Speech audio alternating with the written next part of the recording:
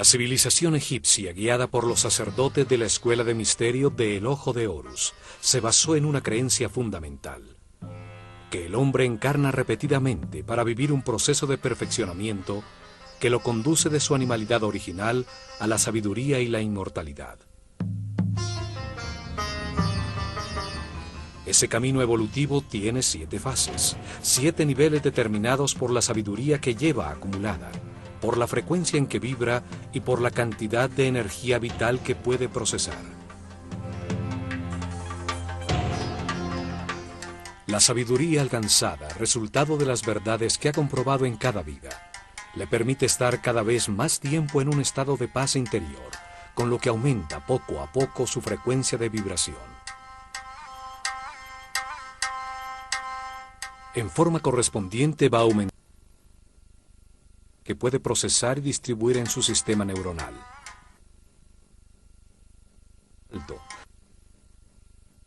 Vertebral para captarla, y su aura o campo electromagnético personal va creciendo en consonancia. Las circunstancias que el hombre experimenta, los procesos que debe vivir con el objeto de evolucionar, de adquirir sabiduría, fueron diseñados por Dios de una manera perfecta. Los egipcios creían que la energía que fluye de Dios y que se manifiesta de distintas maneras determina los procesos a que es sometido cada espíritu. El universo sería como una fábrica de conciencias sometidas a una serie de procesos lineales.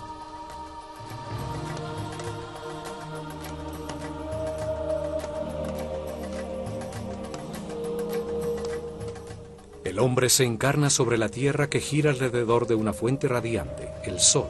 De allí recibe su primera energía. El sistema solar gira a su vez alrededor del Sol central de la galaxia, otra fuente radiante de energía. Ellos encontraron que durante este giro que tarda 25.920 años, al que llamaron el año cósmico, el sistema solar recibe la energía de una serie distinta de astros radiantes que producen distintos campos de fuerza. Dividieron ese recorrido en 12 sectores, 12 fuerzas fundamentales que recibe el planeta durante los 2.160 años que tarda en atravesarlos.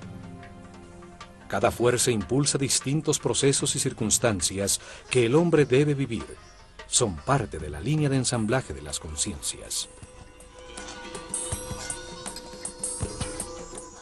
A estas energías de los cielos las llamaron néters. A cada una de las que iban identificando le dieron un nombre y una figura simbólica. Así podían reconocer sus características, presentarles sus ofrendas y respetos. Por todo esto, su civilización estaba orientada hacia los cielos y sus procesos colectivos determinados por los astros. Los sacerdotes sabían que entre más tiempo se recibiera la energía de uno de los fuegos del cielo, de una de las estrellas o constelaciones, más importante era para el hombre. Por eso a las estrellas que se sitúan sobre el eje de giro del planeta, a las estrellas polares, que permanecen fijas en el mismo punto durante miles de noches, les tuvieron una consideración especial.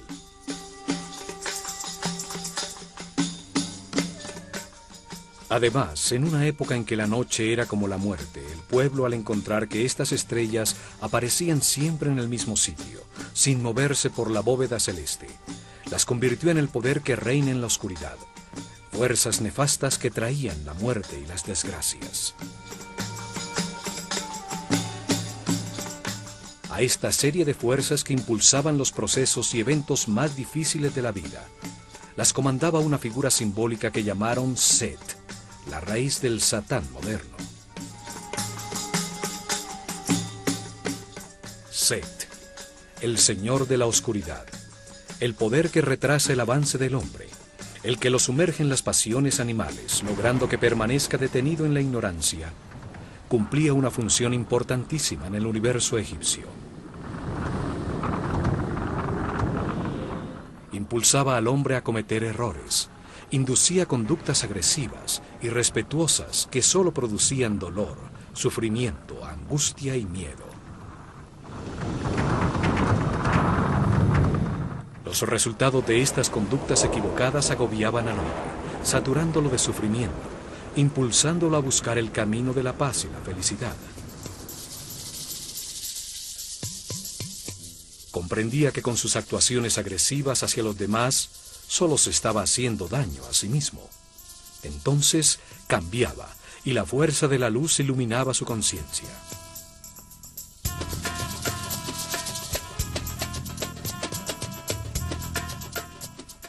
A las fuerzas que impulsaban al hombre a cambiar, a avanzar hacia la cordialidad, la paz y la comprensión, las comandaba otra figura simbólica, a la que llamaron Osiris. Osiris es el Señor de la Luz, el poder que impulsa el avance del hombre hacia la espiritualidad y la vibración en amor a través de muchas vidas y circunstancias difíciles. En el universo de contrastes, de polos opuestos, se enfrentan Set y Osiris, las fuerzas de la oscuridad y la luz, para modelar la conciencia del hombre y llevarlo a comprender la importancia de la neutralidad. La neutralidad no genera una fuerza opuesta que hace perder energía. La neutralidad es la base de la superconductividad, un principio físico que hasta ahora estamos descubriendo.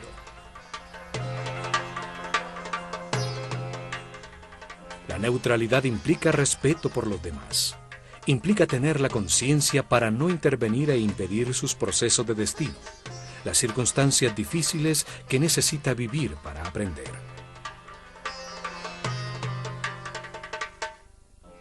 La neutralidad implica comprensión sobre cómo funciona el universo, aceptación de que todo lo que sucede es perfecto y tiene un propósito de amor, porque es diseñado por Dios, que es amor. A la neutralidad llega el ser humano al final de su rueda de reencarnaciones, en el momento en que ha verificado en carne propia todas las verdades del universo, cuando renace en el espíritu y llega a la iluminación. Este momento es simbolizado por Horus, un halcón dorado que todo lo ve, todo lo sabe, que vuela sobre los contrastes y las limitaciones materiales del universo, gracias a que no produce resistencia.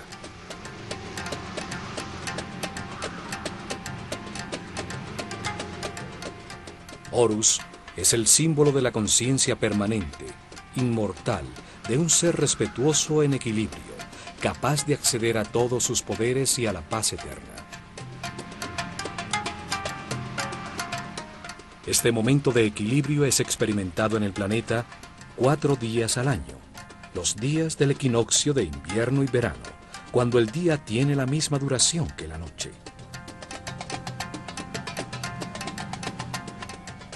En Edfu, construyeron un templo para festejar el nacimiento de Horus, honrar y estudiar el momento final del camino evolutivo, con su eje y sus pórticos orientados hacia el punto en el horizonte por donde salía el sol, en el equinoccio de verano.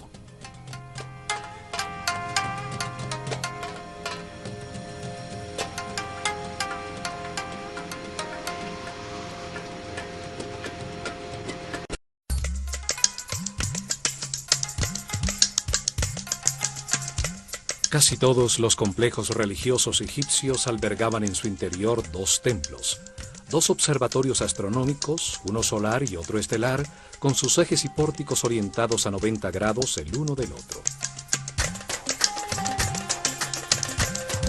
Esto permitía enmarcar simultáneamente la estrella que personificaba a la fuerza fundamental que se honraba en el templo y la fuente radiante más cercana al hombre, el sol, en los días en que definían los cambios climáticos, las estaciones, los puntos en que cambiaba el medio ambiente de todos los seres sobre la Tierra.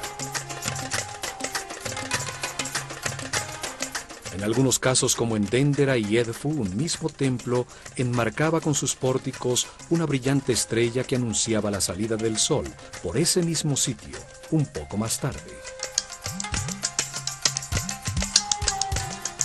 Edfu y Dendera son dos templos hermanos, dos observatorios que se complementaban para registrar precisamente la bóveda de los cielos sobre el polo norte y el polo sur del planeta.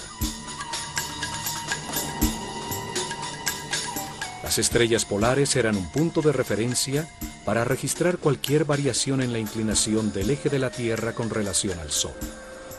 Este ángulo es el que produce las estaciones, los solsticios y los equinoccios, el clima sobre el planeta.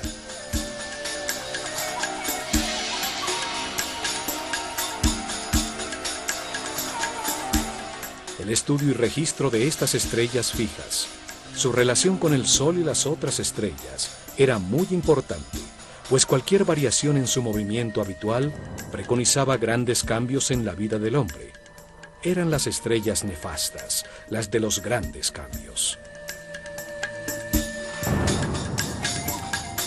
Los ubicaron a una precisa distancia para producir una diferencia de 1 grado exacto sobre la latitud norte del planeta. Dendera está sobre los 26 grados y Edfu sobre los 25 grados de latitud al norte del ecuador de la Tierra.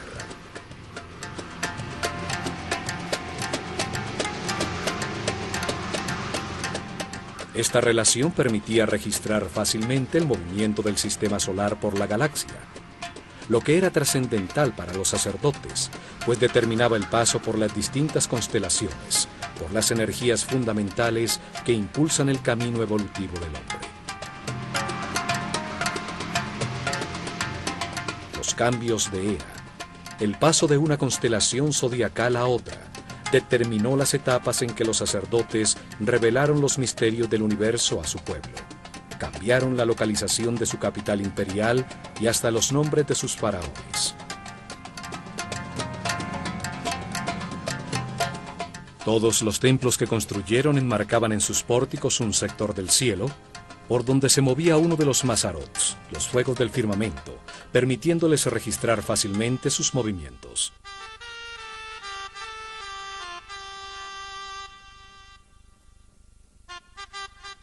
El templo de Horus en Edfu estaba orientado hacia el polo sur, enmarcaba a la estrella Canopus, mientras que el templo de Hathor en Dendera enfocaba sobre el polo norte a la estrella Alpha Draconis. El templo de Horus en Edfu festejaba su nacimiento en el equinoccio de verano, 3 meses más tarde. El templo de Hathor en Dendera festejaba la renovación de la vida, la fertilidad que producía la inundación del Nilo el día del solsticio de verano.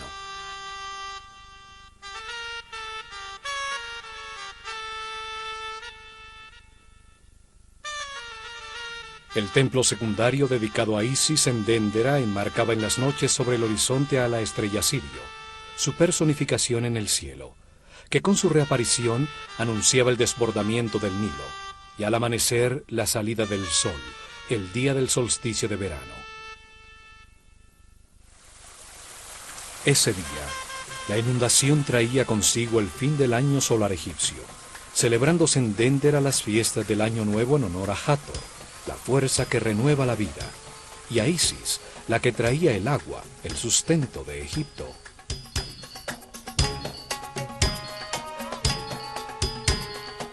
Tres meses más tarde, el templo de Neftis en Edfu, del que solo se conservan los cimientos, enmarcaba el punto sobre el horizonte por donde aparecía la estrella Procyon, la que marcaba el tiempo de siembra, y al amanecer, la salida del sol el día del equinoccio de invierno.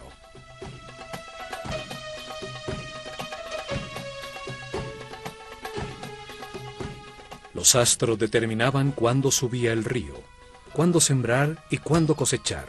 Determinaban el calendario de Egipto.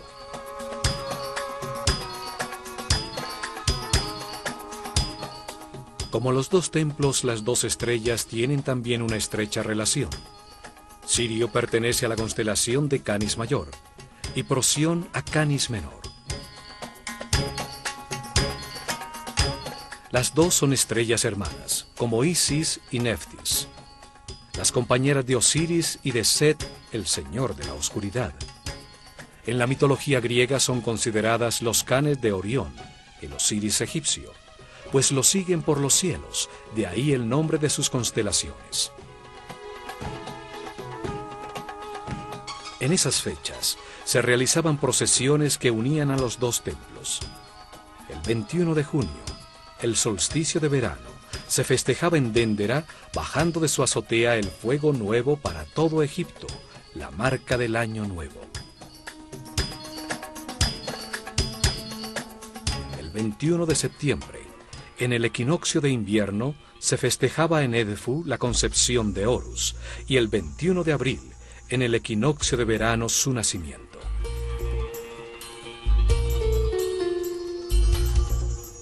Hasta allí acudía la barca de oro con la figura de Hathor, que por el Nilo venía desde Déndera.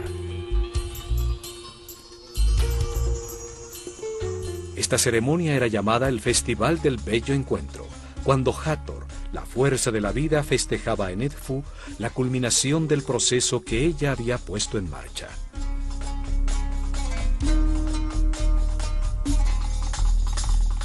Las estrellas y los soles viajan de un horizonte al otro por el cielo en barcos simbólicos. Las figuras que representaban a estas estrellas, como Hathor o Isis, eran paseadas dentro de barcas de oro, en las procesiones que las llevaban por el Nilo de un templo al otro.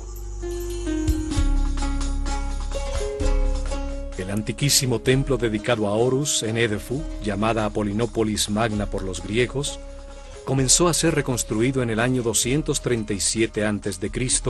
durante el reinado del faraón Ptolomeo III, uno de los reyes macedonios que gobernó a Egipto como heredero de Alejandro Magno.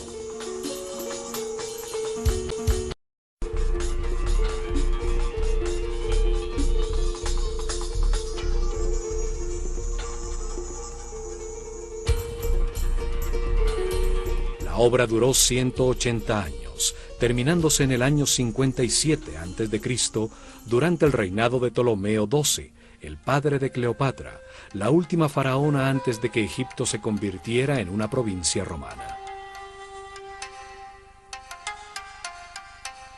Las escenas en sus muros muestran a estos reyes extranjeros rindiendo culto a los dioses egipcios, una manera para recibir igual que estos el culto del pueblo y legitimizar así su poder.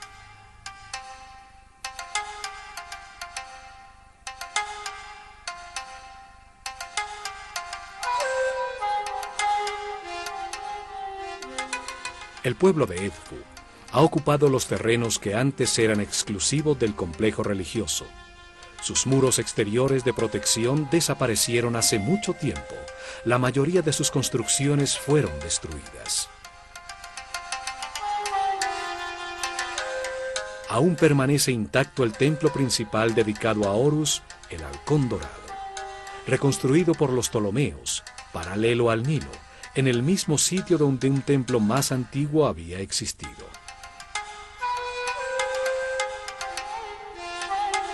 Los templos en Egipto orientados hacia una estrella en particular solo eran útiles por aproximadamente 300 años, debido a que el movimiento del sistema solar alrededor de la galaxia sacaba de foco la estrella objeto de registro.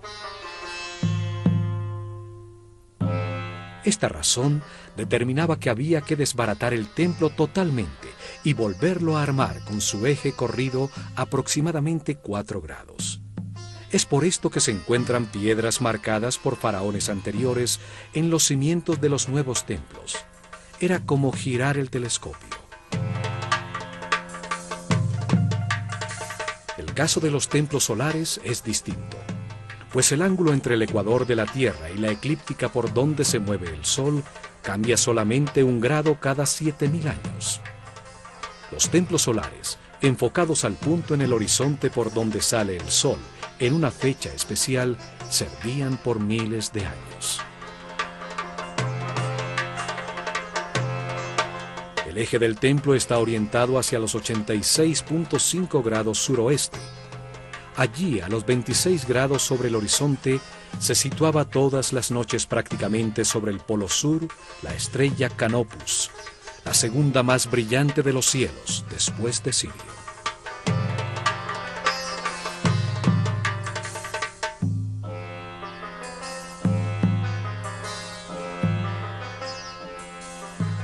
Canopus, Alpha Cariani, Situada a 74 años luz de la Tierra, es la estrella más brillante de la constelación de Carina, antes conocida como Argo Navis, la quilla de la nave de Argus, en la que Jasón y los argonautas se embarcaron para encontrar el vellocino de oro.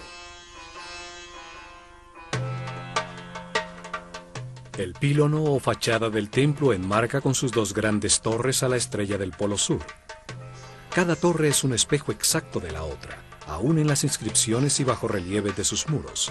Simbolizan la existencia de la simetría en un universo asimétrico que permite el movimiento.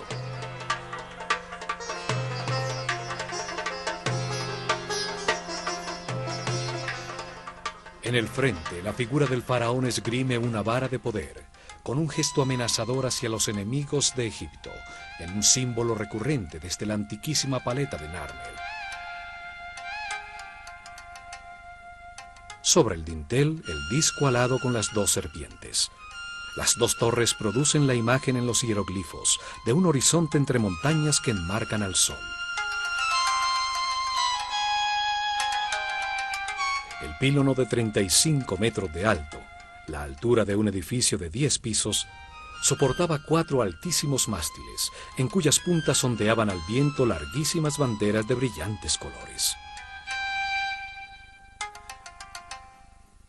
Al atravesar el pórtico por el eje del templo, se llega a un patio abierto, conformado en sus lados por un peristilo, un corredor sombreado por una pequeña cubierta soportada por 32 columnas con capiteles florales de distintos estilos y variadas formas.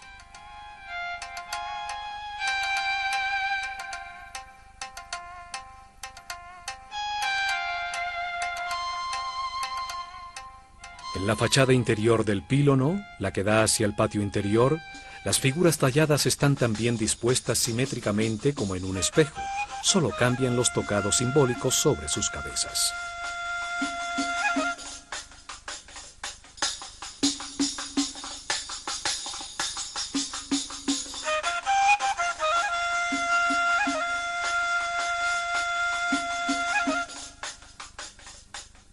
Muro de cerramiento totalmente decorado y la columnata le dan una forma perfectamente simétrica al patio exterior.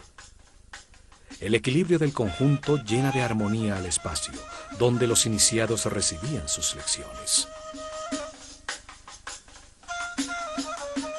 Las distintas escenas talladas en bajo relieve explican el proceso evolutivo del hombre, su relación con las fuerzas de los cielos, la lucha entre el espíritu y la materia que permite encontrar la verdad a través de los opuestos.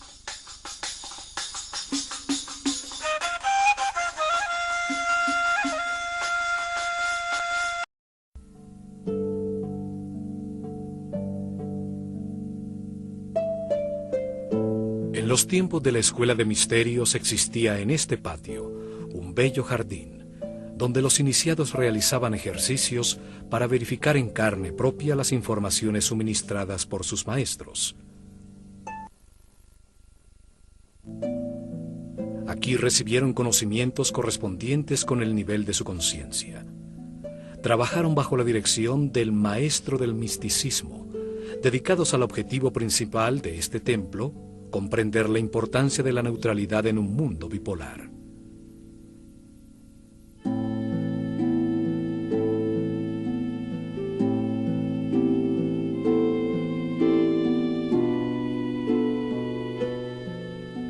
Probaron que podían llevar su conciencia individual hacia la conciencia universal.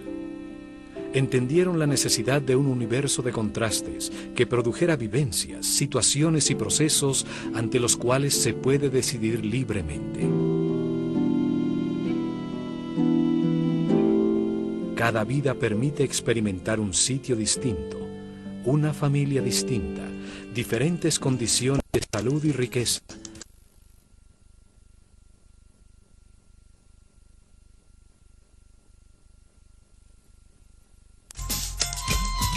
Set es derrotado en la conciencia del hombre gracias a los errores que éste cometió a lo largo de muchas reencarnaciones. La comparación de los resultados obtenidos con sus actuaciones son los que producen comprensión, luz en la mente. Experimentaron el principio vital de otros seres. Entendieron que realmente solo existe una gran conciencia en el universo. Lo verificaron frente a una de las palmas del jardín del peristilo, cuando se concentraron en ella hasta sentir en sus hojas el viento.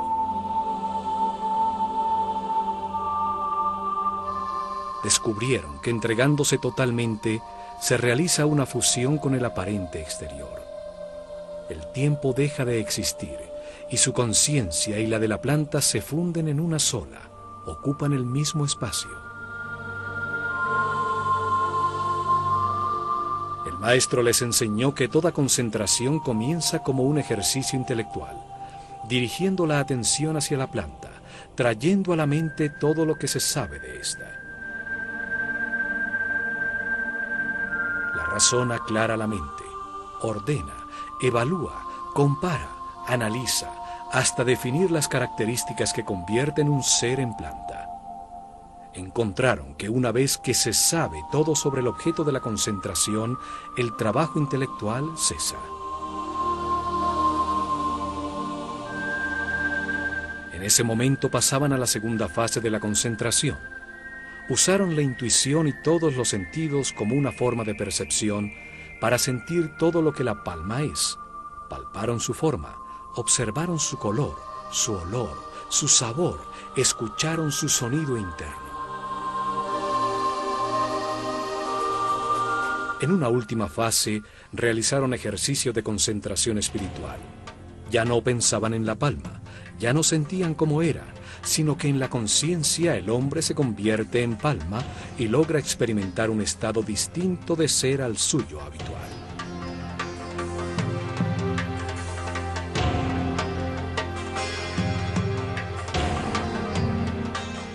En ese estado, el ego desaparece y el iniciado se encontraba con su yo superior.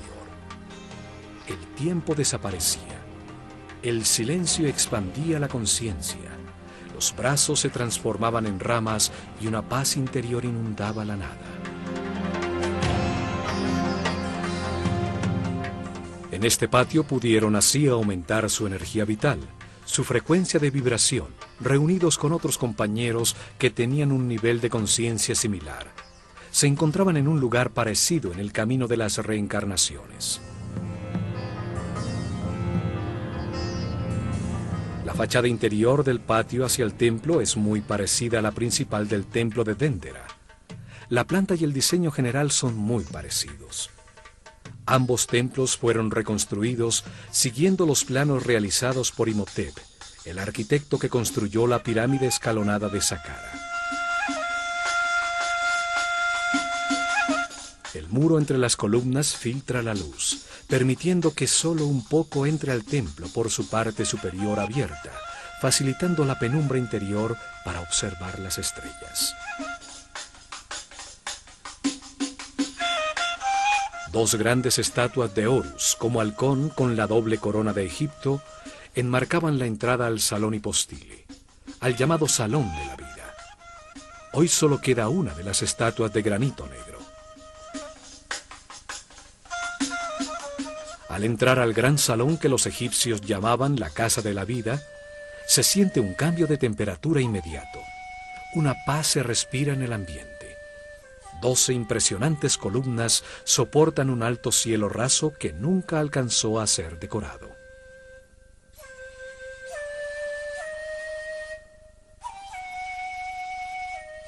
Al recorrer este salón, utilizado en el trabajo diario por los iniciados del templo, las altísimas columnas con sus hermosos capiteles producen una sensación de equilibrio, de permanencia. También, como en Dendera, este salón tiene una pequeña capilla para guardar los papiros en los que trabajaban los escribas y los que se necesitaban para las lecciones con los discípulos del templo.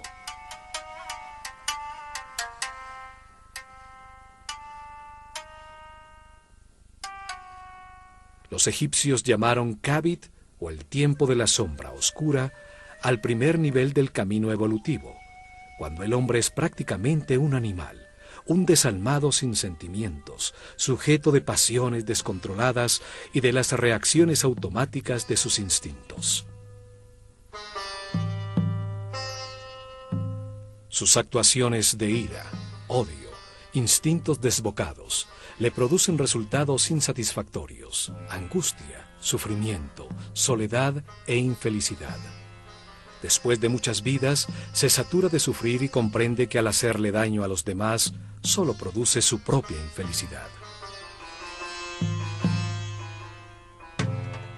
En ese momento su espíritu renace en el segundo nivel de conciencia, llamado el Ba, o el tiempo de la sombra clara.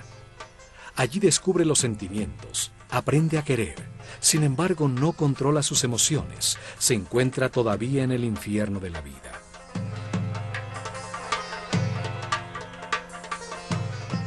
Al ascender al tercer nivel, llamado el tiempo del corazón que respira, el péndulo lo lleva al extremo opuesto.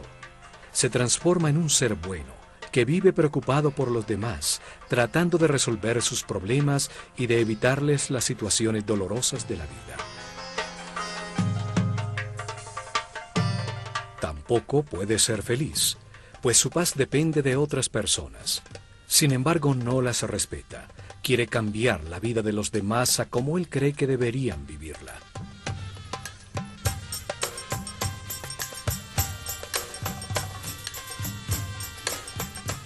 Esta actitud lo lleva a enfrentar su sistema de creencias con el de los demás, pues no respeta las decisiones que éstos toman y cuando le suceden situaciones difíciles para que aprenda, las considera injustas, pues se ve a sí mismo como un ser bueno que solo vive por los demás.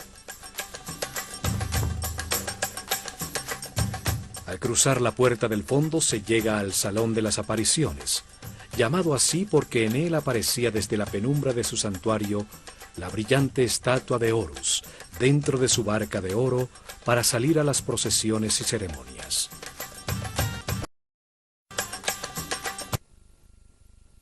La unión del templo de Horus con el de Hathor en Dendera es resaltada en la decoración de las columnas que tienen la figura de la diosa en sus capiteles.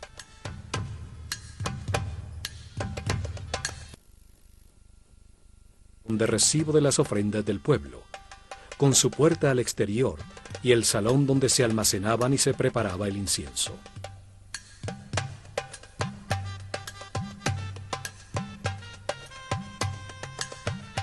Al lado derecho está el salón de las purificaciones, utilizado por los sacerdotes en sus rituales diarios de limpieza, con su puerta para salir al lago y al pozo del templo. Los sacerdotes escogían a sus discípulos entre los seres que manifestaban mayor respeto por los demás, mayor sensibilidad, los que demostraban tener mínimo un tercer nivel de conciencia. Les suministraban información y la manera de verificarla personalmente. Los guiaban para que aprendieran a elevar su nivel de vibración. El trabajo comenzaba por el control de los instintos, el miedo a la muerte, el instinto de defensa y agresión. Se les sometía a situaciones de peligro extremo. Aprendían a confiar en los demás. Años después, el trabajo era controlar las emociones, los deseos y los placeres, comprender que su cuerpo es igual que el universo, solo que en otra escala. Para eso pasaban por templos como el de Kom-Ombo, Philae, Deir el-Bahri y Luxor. Así llegaban al cuarto nivel de conciencia, al tiempo que llamaban Sekem, donde con otros seres nacidos en ese nivel eran dirigidos por el maestro de las medidas. Él les enseñaba cómo el nombre y el número determinan la forma de todo lo que existe.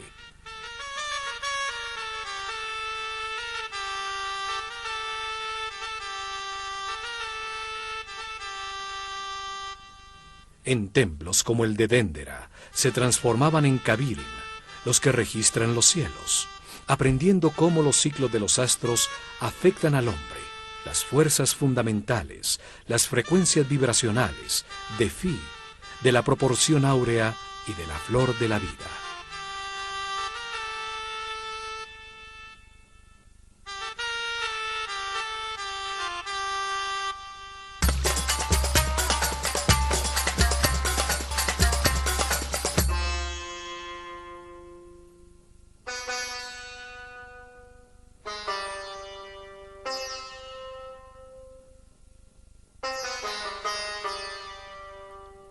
Después del Salón de las Apariciones se llega al corredor de las escaleras, que tiene un esquema exactamente igual que el de Dendera.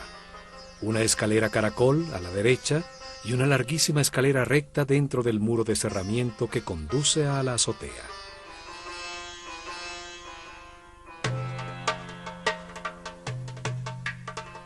Por la escalera de caracol ascendía la procesión con la barca de Horus hasta la azotea del templo, a esperar la aparición del sol, los días del equinoccio, y por la escalera recta bajaba. Durante miles de años se registraron en las noches los movimientos de Canopus, la estrella sobre el polo. Vibraron con la energía especial de los equinoccios cuando asistieron a las ceremonias que en la terraza del templo festejaban la llegada de todo ser humano a la neutralidad. De este salón en adelante ya no podían entrar los discípulos. Solo los sacerdotes de Horus atravesaban el corredor exterior para llegar hasta la antecámara y al salón de la barca de oro, donde guardaban el santuario portátil utilizado en las procesiones. Una reproducción moderna se encuentra en esta otra capilla, pero nos da una idea muy cercana del tamaño y de la forma originalmente utilizada.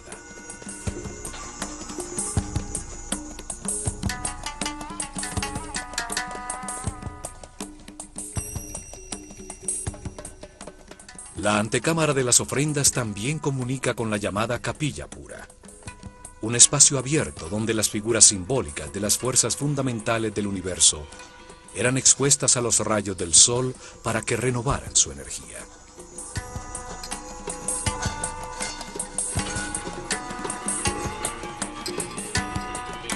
Los muros del templo están llenos de bajorrelieves utilizados para explicar los misterios del universo, la razón de la reencarnación, la manera de llegar al final del camino y convertirse en superhombre.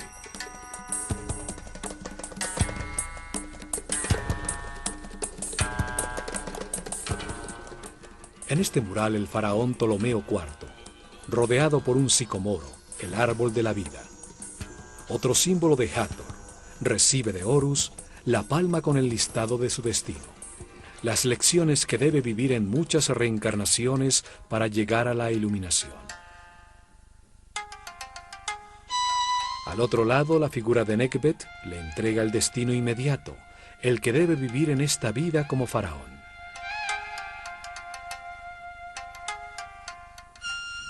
La civilización egipcia estaba fundamentada en la reencarnación, como proceso de adquisición y verificación en carne propia de las verdades del universo.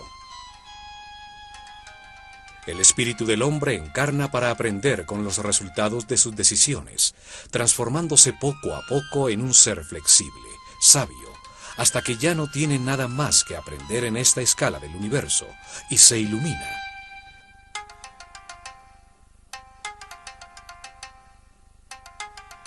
Desde la claridad exterior a la penumbra del Sancta Sanctorum, el nivel de los pisos va ascendiendo para permitir que desde allí el sacerdote pudiera observar el cielo enmarcado en los pórticos sobre las cabezas de los discípulos participantes en las ceremonias.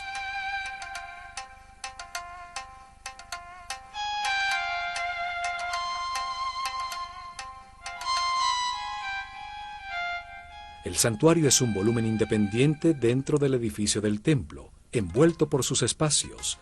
En lo alto, los rayos del sol entran por unas claraboyas en el techo, iluminando los otrora coloreados muros.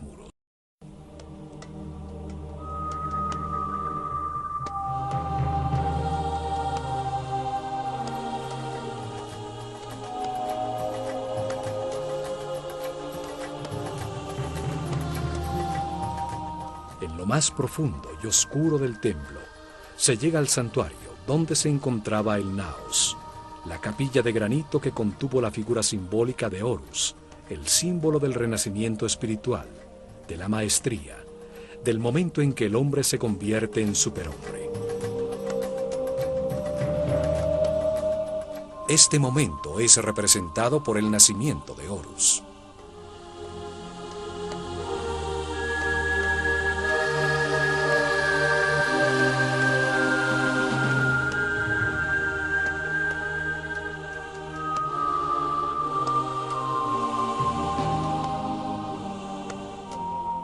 Aquí, rodeando el santuario, se encuentran escenas talladas que hacen referencia al momento de la iluminación.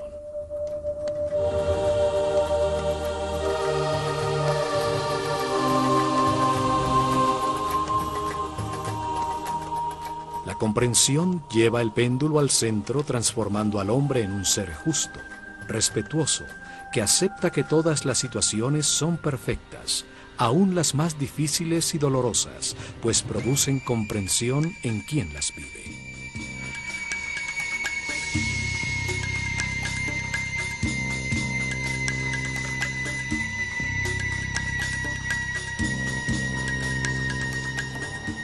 El malo se convierte en bueno, el bueno en justo, y por último el justo en sabio. En ese momento llega la iluminación representada por Horus, cuando se renace desde el espíritu. Al terminar la rueda de reencarnaciones en esta escala del universo, para continuar el camino de perfeccionamiento en una jerarquía más alta. El hombre que nace en la carne, renace en el espíritu. Así termina su transformación desde su animalidad original a la espiritualidad eterna. Desde su conciencia temporal a la conciencia permanente, de la mortalidad a la inmortalidad. El amor permanente en pensamiento, palabra y obra, producto de estas comprensiones, hace que el ego desaparezca para siempre, y con él la rueda de reencarnaciones.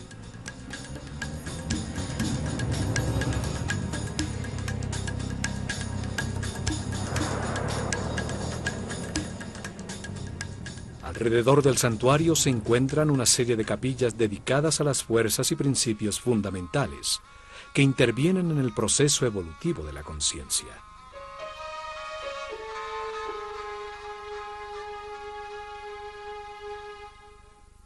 Osiris tiene una capilla que es fácilmente reconocible para el pueblo que no podía entrar al templo, a través de los bajorrelieves que adornan el muro exterior, permitiéndoles acercarse y colocar sus ofrendas desde un lugar cercano e inmediato.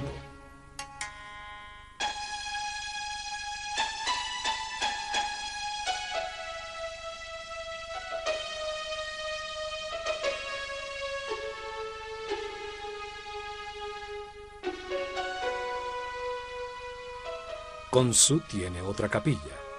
Es el hijo de Mut, la característica femenina del único Dios, y de Amon-Ra, la característica masculina.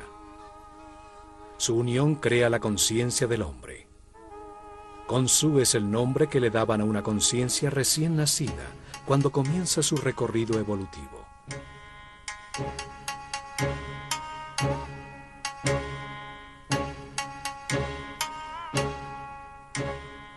Amon-Ra, el dios creador de la conciencia, tiene una capilla con información sobre el proceso evolutivo, y las 9 fuerzas fundamentales tienen otra.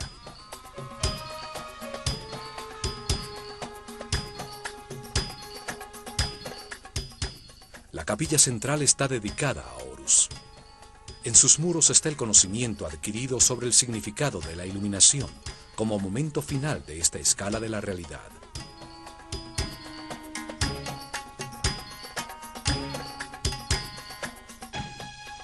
A este templo llegaron iniciados en el 4º nivel de conciencia. Otros pocos alcanzaron el 5º nivel, el llamado tiempo de los Sahu.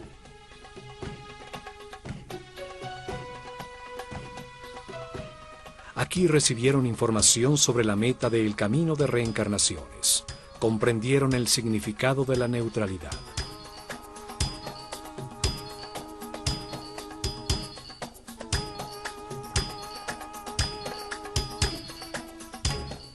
Luego continuaron su camino de perfeccionamiento.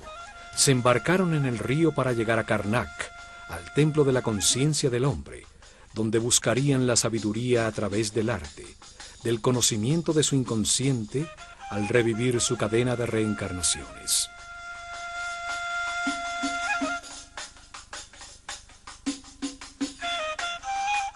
Se van vibrando en amor, seguros que como todos los hombres, algún día renacerán espiritualmente, llegarán a la iluminación.